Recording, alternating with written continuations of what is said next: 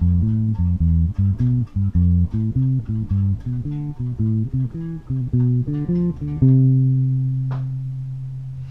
everybody, how you doing today? This is Eric Anderson back here with the Bass and Triads channel, and we're just here to talk a little bit more about music theory, that system that's known as music theory, which is really simplified down to just 7 notes and that's it. And today we're just going to be working in the key of C. Right, if you remember last week we spent some time in the key of C, and I just showed you one idea on scales as far as how you can just work with songs in the key of C and just kind of let your fingers run over those notes of the key of C and just see if you can find the melody or come up with your own ideas based on what a song is doing. So that's what we're going to do today, is that we're going to pick up where we left off last week, and that we're going to develop this idea of the scale a little bit more. Today what I want to do is I just want to share some ideas with you about how you can maintain your sanity while working on your scales, because I'm going to be very candid with you. Scales can be as interesting and entertaining as watching a concrete slab dry for when you're building a house. However, allowing that concrete slab to dry all the way is absolutely crucial and important, because that's what's going to enable your house to stand for decades afterwards. And scales are to music what the concrete slab is to the house. You just got to have good solid scales working, because you don't know what's going to be demanded of you in the music, and scales just develop your chops on how to accomplish that. So that's what we're going to launch into today. But before we do that, as always, I'm going to ask, if you're liking what you're getting out of this, please do me a favor, give me the thumbs up, give me the like, definitely give me the subscribe, because, well, that's one good indicator, is that I'm actually getting something right. And also, more importantly, definitely leave your questions, your comments, your thoughts, ideas, agreements, disagreements, whatever. Leave them down in the comments below, because I just like to know if I'm hitting the mark or if I'm missing the mark, and if so, then I can make adjustments. So here we go. We're going to get into this, into this whole scale thing, and specifically how to maintain your sanity when working on scales.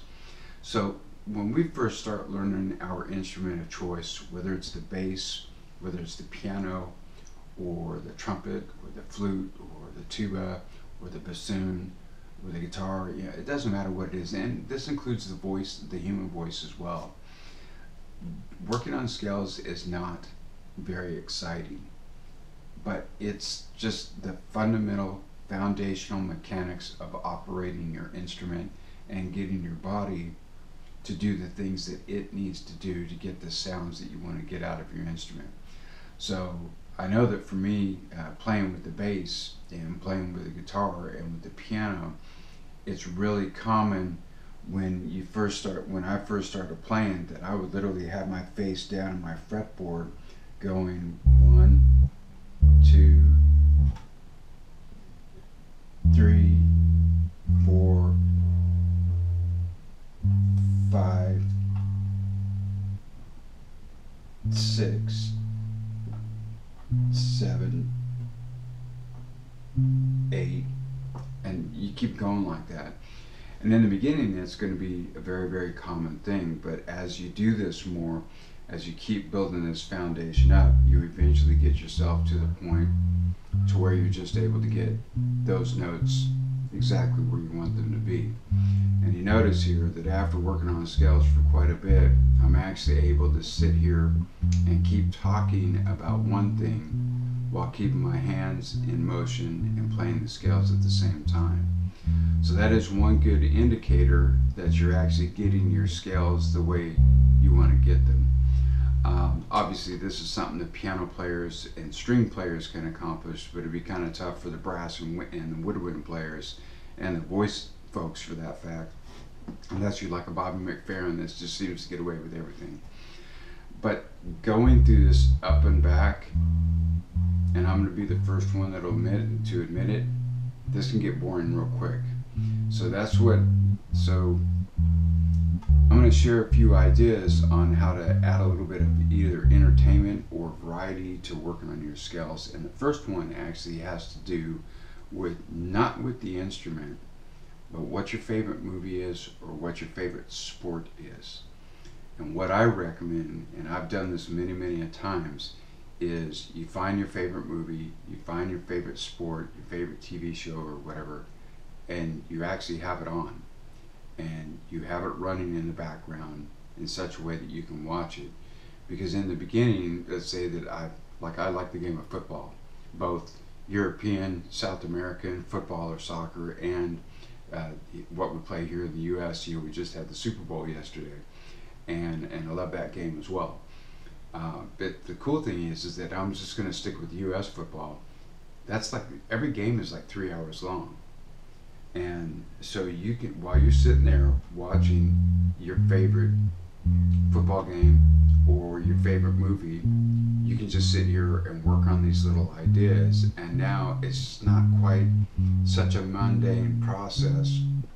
You're able just to sit here and work on these things while your eyes and even your ears and get entertained while you're going through this essential stuff. And what's cool about sports in America, at least, is that if there's anything important to the game, you will never, ever, ever miss it, because they're going to be nice enough to go back and replay the same play 17 different times from what seems like 37 different angles, right, to make sure that you saw everything that needed to be seen. So you never miss anything in a sports game when you're watching it on TV. I can tell you from practical experience, I've got like 9 to 10 hours of practice in a day just by watching football games, because there's a game that comes on at 9 o'clock in the morning, and then there's a game that comes on at 12 o'clock noon, and then there's a game that comes on at 3 o'clock in the afternoon, and it ends at 6, and before you know it, you've watched a lot of football, if that's what you like, and you've got a lot of time in working on your chops, right? So that's one of the things that's very important. The other thing too, excuse me, and I need to bring this up, is that I find that for me, working on a metronome really enables me to get a little bit more creative with scales. And I'm going to show you what I mean here, and I'll just do all these over one octave just so you can kind of follow it. So the metronome is running, and it's running at 60 beats a minute. So if I did my scales on the click at 60 beats a minute, it would sound like this. Ready? Go. So 1, 2, 3, 4, 5, 6, 7, stop. And then back down. Ready? Go. So 1, 2, 3, 4, 5, 6, 7. Okay, so I just did that on the quarter note with my metronome at 60 beats a minute. So what if I did the same scale by eighth notes? So 1, 2, eighth notes, go.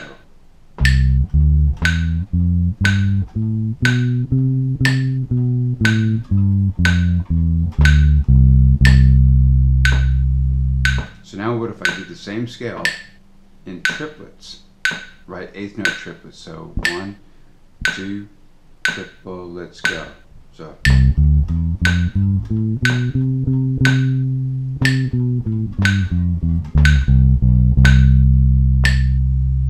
what if I did them in 16th notes? 2, 16th, 2, ready, go.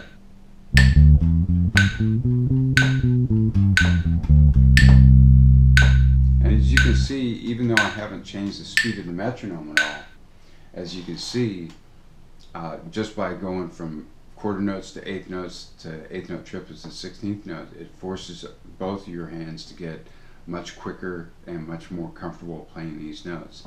But still, that's this up and back kind of mentality, which is not a bad one, but it certainly should not be the only one. So the other way, actually the final way of dealing with maintaining your sanity, is actually try to get creative and find different ways of working through the notes in the scale.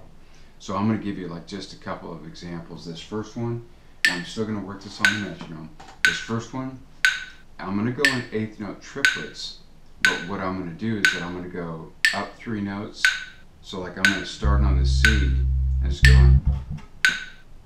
So I'll take them a little staggered.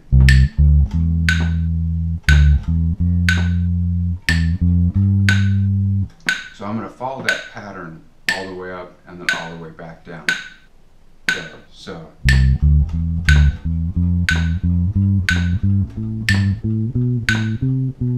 Let me try that again.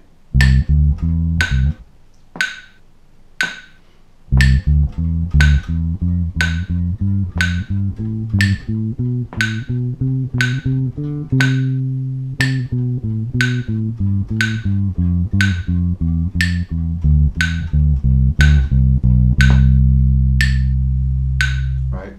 So maybe what you want to do is this. Here's like one other idea is I'm going to stick with this eighth note triplet kind of feel, but instead of playing the eighth note triplets, I'm going to play it much more like a shuffle where it says dot, dot, dot, dot, dot, dot, dot. So 1, 2, shuffle, the scale goes. 2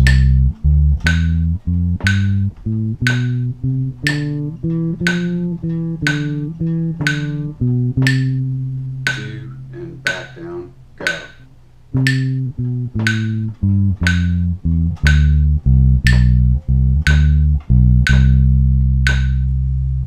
And then one final idea is that like one of the things that I like to do is I like to work my scales and my triads combined by moving through the scales a triad at a time. And believe me, here in the near future we're going to get into triads, but this is kind of what it sounds like. So I'm going to play the D, the C, the D minor triad, followed by the E minor triad, and just work my way all the way through the scale until I get to the C here. So this just sounds like this.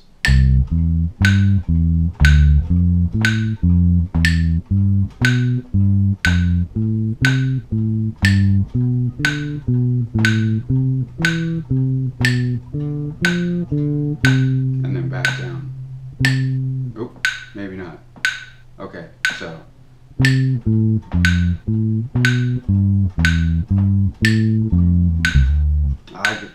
Now I got confused on that, so I'm going to stop right there. Haven't really tried working them backwards, so to speak, but that just means that it's one more idea on the scale that I can work on. So the idea here today, the big takeaway that I want is 2 things. Number one, scale, well, a few things. Scales are hugely important because they unlock virtually everything else that you want to do. If you listen to that song Sanity by Rush, there's a point where Alex and Getty both do, it's really kind of like these scale type patterns that they do. There we go, get the noise back, right, where they just see, yeah, there it is.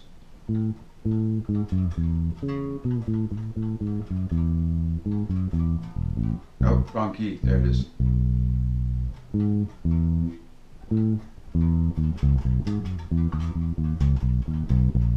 Something like that. The idea is just this: in that particular song, Xanadu, there is a point where both the bass and the guitar in particular are doing really kind of like these scale runs of just running down through it. I think it kind of sounds like it's the A major scale as they work their way back to the E chord that they're working on. But you got to have those scale type chops to be able to execute on a song like that. So that's what makes these scales so important, is that you don't know what the music is going to demand of you until you get into the music. And the more that you work on the scales, the more capable you are of handling the demands that are put on you by the music that you choose to play.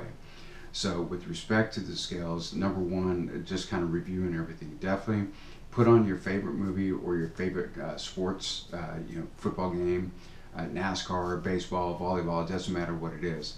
But find something to entertain you for a while, because these scales are not necessarily fun, but they're hugely important. And I've found that for me, I've got a lot of good practice time in while watching a movie or while watching a game.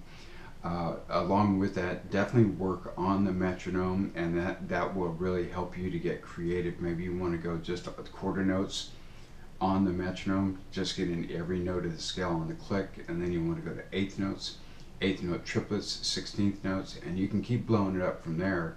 You can try to get 5 to 1, or you can get 16th note triplets, try to get 7 to 1, and then find the 8 to 1, which is 32nd notes. You can keep blowing that up as fast as your hands can go. Along with that, find different patterns to follow.